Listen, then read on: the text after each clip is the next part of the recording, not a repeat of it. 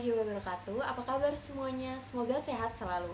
Kami dari kelompok 4 akan memberikan video pembelajaran mengenai akuntansi deposito yang merupakan materi dari mata kuliah akuntansi perbankan oleh Ibu Suryandari. Materi ini akan disampaikan oleh kelompok 4 yang beranggotakan saya sendiri, Adina Nadia Putri, Almada Fitri, Anissa Febriani Aldita, Imelga Agisti, Mulyani Dongoran, Rosa Mariani Sipautar, dan Selvia Putri. Selamat menyaksikan semuanya. Deposito menurut Undang-Undang Nomor 10 Tahun 1998. Deposito adalah simpanan yang penarikannya hanya dapat dilakukan pada waktu tertentu berdasarkan perjanjian nasabah penyimpan dengan bank. Sedangkan pengertian deposito menurut Taswan 208/103, deposito adalah simpanan masyarakat atau pihak ketiga yang penarikannya dapat dilakukan pada waktu-waktu tertentu menurut perjanjian antara penyimpan dengan bank yang bersangkutan. Deposito masyarakat dapat dikategorikan menjadi kewajiban jangka pendek bila sejak tanggal pelaporan hingga jatuh tempohnya tidak melebihi 1 tahun. Sedangkan kewajiban jangka panjang apabila deposito yang jatuh tempohnya lebih dari 1 tahun sejak tanggal pelaporan. Selanjutnya, jenis-jenis deposito. 1. Deposito berjangka. Pengertian deposito berjangka menurut Undang-Undang Nomor 10 Tahun 1998. Deposito berjangka adalah simpanan yang penarikannya hanya dapat dilakukan pada waktu tertentu berdasarkan perjanjian antara nasabah penyimpanan dengan pihak bank. Selanjutnya, pengertian deposito berjangka menurut Muhdarsyah Sinungan. Deposito berjangka adalah simpanan pihak ketiga pada bank tertentu yang penarikannya hanya dapat dilakukan dalam jangka waktu tertentu menurut perjanjian antara pihak ketiga dan bank yang bersangkutan. Jatuh tempo deposito berjangka umumnya terdiri dari 1 bulan, 3 bulan, 6 bulan, 12 bulan, 18 bulan, dan 24 bulan. A. Pembukaan deposito. Untuk membuka deposito, deposan dapat menggunakan setoran tunai dengan menggunakan cek, biljet giro, bukti transfer masuk, wesel, atau warkat lain yang disepakati bank.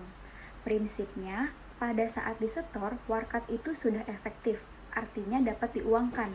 Bank akan mencatat dalam rekening bila warkat itu telah diuangkan. Deposito dicatat sebesar nilai nominal deposito yang tertera dalam perjanjian. Contoh pembukaan deposito. Pada tanggal 31 Maret 2020, Alma membuka deposito berjangka di Bank Mitra Jakarta yang dibelinya secara tunai. Nilai nominalnya sebesar 50 juta dengan bunga sebesar 18% dan jangka waktu 3 bulan. Jurnal yang akan dicatat adalah kas pada debit sebesar 50 juta, kemudian deposito berjangka 3 bulan pada kredit sebesar 50 juta. Selanjutnya yaitu bunga deposito berjangka. Beberapa bank tentunya akan memperhitungkan bunga harian untuk deposito, yang artinya berapa hari pun deposito mengendap akan diberikan bunga sebagaimana tabungan, hanya saja tetap terikat jangka waktu depositonya. Perhitungan bunga yang lazim adalah minimal mengendap selama 1 bulan. Berikut adalah contoh kasus mengenai bunga deposito berjangka. Sebagaimana contoh kasus sebelumnya, yaitu Alma membuka deposito berjangka pada Bank Mitra Jakarta yang dibelinya secara tunai. Nilai nominalnya sebesar 50 juta rupiah dengan bunga sebesar 18% dan jangka waktu 3 bulan. Berikut adalah penyelesaiannya. Jadi, bank memberikan bunga sebesar 18% dan perhitungannya adalah 50 juta rupiah dikali 18% dibagi 12 bulan sama dengan 750 ribu rupiah. Setelah itu, jurnal yang dicatat adalah biaya bunga deposito di debit sebesar 750 ribu rupiah pada bunga yang masih harus dibayar deposito di kredit sebesar 750 ribu rupiah. Setelah mencatat biaya bunga, maka jurnal yang perlu dicatat pada saat bunga diambil atau ditarik secara tunai adalah bunga yang masih harus dibayar deposito di debit sebesar 750 ribu rupiah pada kas di kredit sebesar 750 ribu rupiah. Selanjutnya, perpanjangan deposito berjangka. Deposito yang telah jatuh tempo bisa diperpanjang dengan dua cara, yaitu pertama, perpanjangan otomatis atau automatic rollover. Perpanjangan ini dilakukan karena permintaan deposan yang sudah dibuat atau diperjanjikan pada saat pembukaan deposito. Dengan demikian, bank tidak perlu menghubungi deposan atau sebaliknya, deposan tidak perlu lagi menghubungi bank untuk memperpanjang deposito. Yang kedua, perpanjangan biasa. Perpanjangan ini terjadi bila ada kesepakatan antara bank dengan deposan di kemudian hari saat jatuh tempo. Perpanjangan ini bisa inisiatif deposan atau inisiatif bank untuk nasabah deposan. Berikut terdapat contoh perpanjangan deposito berjangka. Berdasarkan kasus sebelumnya, apabila deposito atas nama Alma sebesar 50 juta rupiah diperpanjang pada saat jatuh tempo pada tanggal 30 Juni 2020, maka bank akan mencatat sebagai berikut. Pada debit terdapat deposito berjangka lama sebesar 50 juta rupiah dan di kredit terdapat deposito berjangka baru sebesar 50 juta rupiah. Materi selanjutnya yaitu penarikan atau pencairan deposito berjangka sebelum jatuh tempo. Penarikan deposito sebelum jatuh tempo dapat mengganggu likuiditas bank, sebab idealnya bank akan menyiapkan dana untuk membayarkan sesuai dengan jadwal pembayaran. Oleh karena itu, bank umum atau bank konvensional mengenakan penalti tertentu terhadap deposan bila penarikan dilakukan sebelum jatuh tempo. Penalti deposan dicatat sebagai pendapatan lain-lain bank. Kebijakan mengenai penalti setiap bank berbeda-beda. Risiko lain yang harus deposan tanggung yaitu bunga deposito berjangka deposan tidak akan dibayarkan oleh pihak bank. Secara umum, terdapat beberapa kebijakan bank mengenai penalti, yaitu yang pertama, penalti dihitung sekian persen tertentu dari bunga sebelum pajak. Yang kedua, penalti dihitung sekian persen tertentu dari bunga setelah pajak. Dan yang terakhir, penalti dihitung sekian persen tertentu dari normal deposito. Oke, selanjutnya ada penarikan atau pencairan deposito berjangka sebelum jatuh tempo. Di sini ada Tuan Indra yang mempunyai deposito sebanyak 60 juta dengan bunga 12% dalam jangka waktu 6 bulan. Dan ternyata Tuan Indra menarik atau mencairkan depositonya dalam kurun waktu 3 bulan dan dikenakan bunga 10%. Nah, untuk penalti yang dikenakan terhadap Tuan Indra yaitu 300.000. Nah, 300.000 diperoleh dari 10% dikali 3/12 dikalikan dengan 60 juta. Hasilnya 1.500.000.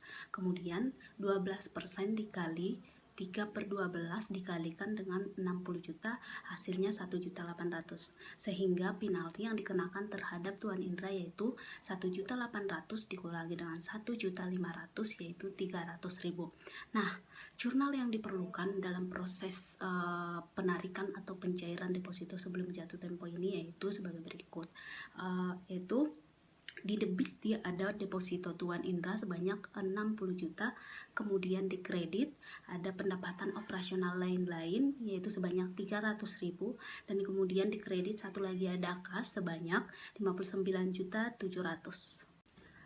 Yang kelima ada perpindahan deposito berjangka antar kantor cabang. Deposito yang telah dibuka di cabang bank tertentu dapat dipindahkan ke cabang bank yang sama di kota lain. Perpindahan deposito berjangka terjadi karena adanya permintaan dari deposan, misalnya karena si deposan pindah domisili.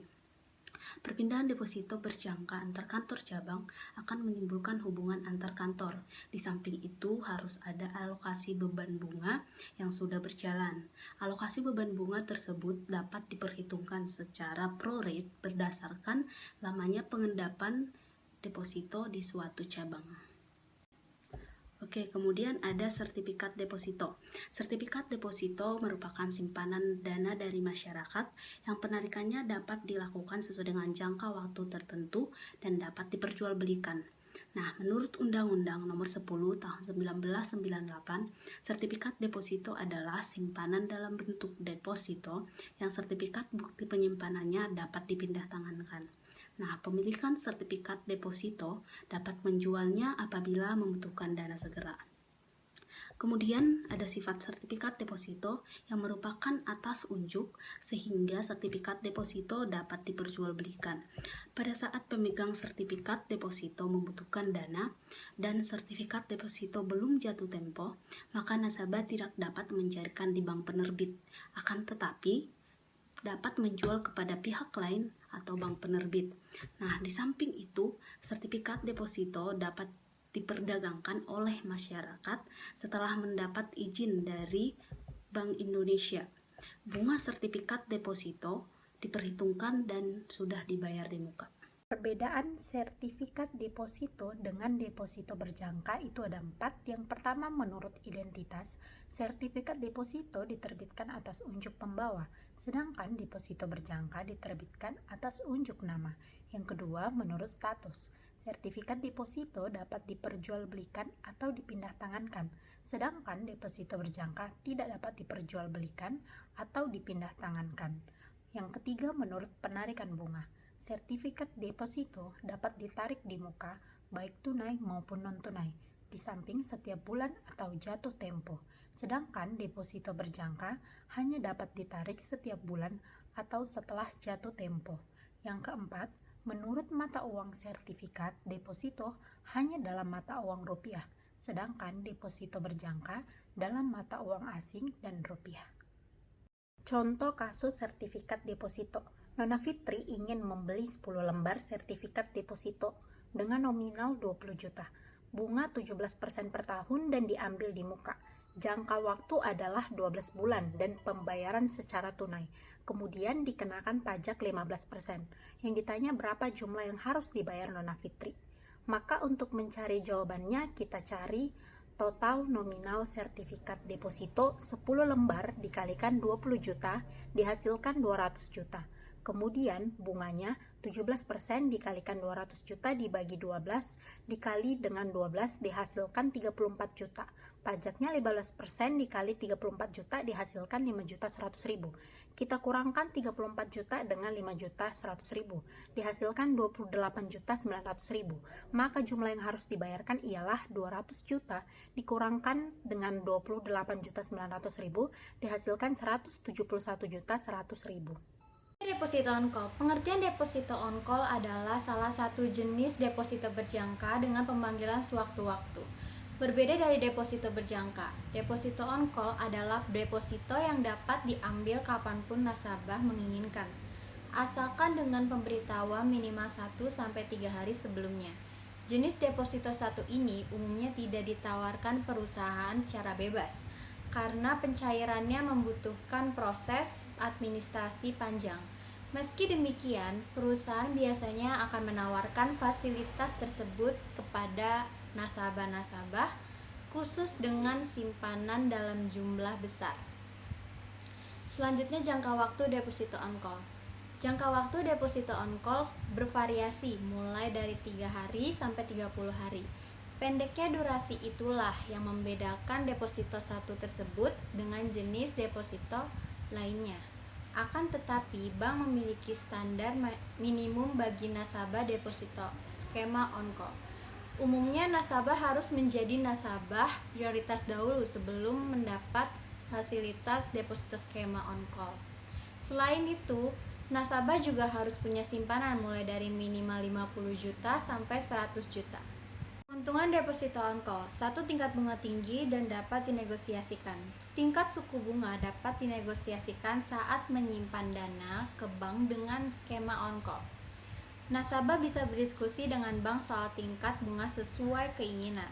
Nantinya, bank juga akan menyediakan informasi tentang batasan bunga maksimum bagi deposito nasabah.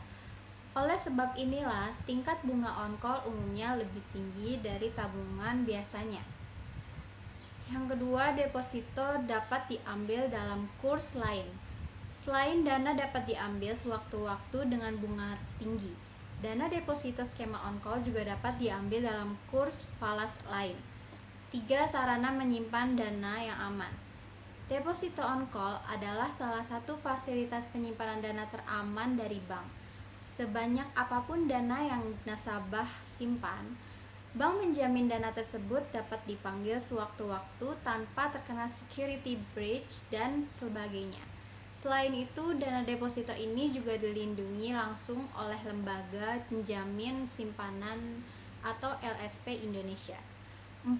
Dana bisa diambil dalam waktu singkat. Bagi nasabah, deposito on call adalah salah satu jenis privilege tertinggi yang bisa diberikan bank. Dana deposito ini dapat diambil berapapun nominalnya dalam waktu singkat. Para materi mengenai akuntansi deposito dari kelompok kami, kelompok 4, semoga apa yang telah kami sampaikan bermanfaat bagi yang telah menontonnya. Terima kasih.